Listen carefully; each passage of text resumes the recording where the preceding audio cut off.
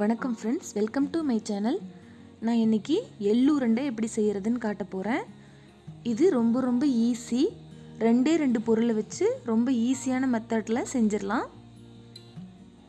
நான் 2 கப் அளவுக்கு கருப்பு எள்ளு எடுத்துருக்கிறேன். இந்த மாதிரி ஒரு கடாயை சூடு பண்ணிவிட்டு மிதமான சூட்டில் வச்சு பொறுமையாக வறுத்து எடுத்துக்கலாம். இது சின்னதாக இருக்கிறதுனால சீக்கிரமாகவே பொரிஞ்சிரும், அதனால மெதுவாக வறுத்து எடுக்கணும்.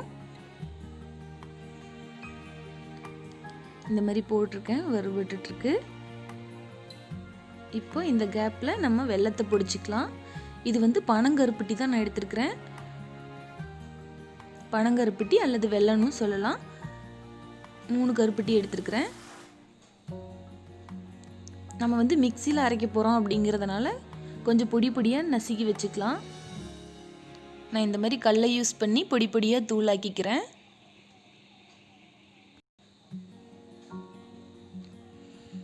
இப்போ எள்ளு ஓரளவுக்கு வறுபட்டுருச்சு. முழுசாக வறுபட ஒரு 10 நிமிஷம் அந்த மாதிரி ஆகும். நல்ல வாசனை வந்துடும். எள்ளில் நிறையா அயன் கண்டென்ட் இருக்கிறதுனால அடிக்கடி எடுத்துக்கிறது ரொம்ப நல்லது. குழந்தைங்களுக்கெல்லாம் அடிக்கடி செஞ்சு கொடுக்கலாம். இது நம்ம பாரம்பரியமாக செய்கிற ஒரு ஸ்வீட்டு. பாருங்கள், எள்ளு வறுபட்டுருச்சு. நான் தட்டில் கொட்டிக்கிட்டேன். இது கொஞ்சம் நேரம் ஆறணும். அப்படியே சூட்டில் அரைக்க முடியாது. ஏன்னா அப்படியே சூட்டில் அரைச்சோன்னே எண்ணெய் தனியாக பிரிஞ்சு வந்துடும். கொஞ்சம் வெதுப்பான சூட்டில் சேர்த்துக்கிறேன். பாதி எள்ளை சேர்த்துக்கிட்டேன். இப்போ கொஞ்சமாக வெல்லம், பாதி வெல்லத்தை சேர்த்துக்கலாம். இப்போ 2 கப் அளவுக்கு எள் எடுத்துருக்குறோம். 1 கப் அளவுக்கு வெல்லம் எடுத்தால் சரியாக இருக்கும். அதில் பாதியை நான் இதில் சேர்த்துக்கிறேன். கொஞ்சமாக தான் அரைக்கணும். இது ஒரே அடியாக அரைக்கக்கூடாது. பல்ஸ் மோடில் வச்சு விட்டு அரைக்கணும்.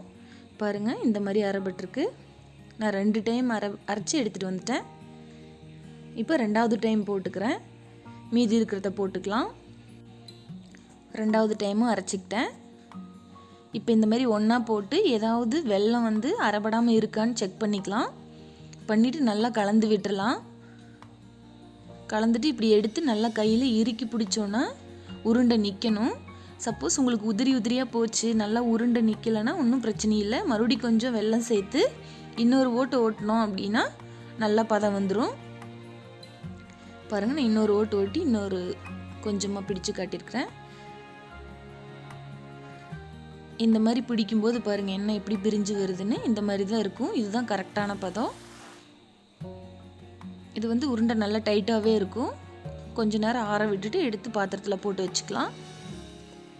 ரெகுலராக ஒரே மாதிரி லட்டு மைசூர்பா அந்த மாதிரி செய்யாமல் ஒரு தடவை இந்த மாதிரி ஆரோக்கியமான நம்ம பழைய பாரம்பரியமான உருண்டையெல்லாம் செஞ்சு கொடுங்க. அவ்வளோதான், நம்ம எள்ளு உருண்டை ரெடி ஆகிடுச்சு. நீங்களும் செஞ்சு பாருங்கள். எப்படி வந்துச்சுன்னு எனக்கு கமெண்ட் பண்ணுங்கள்.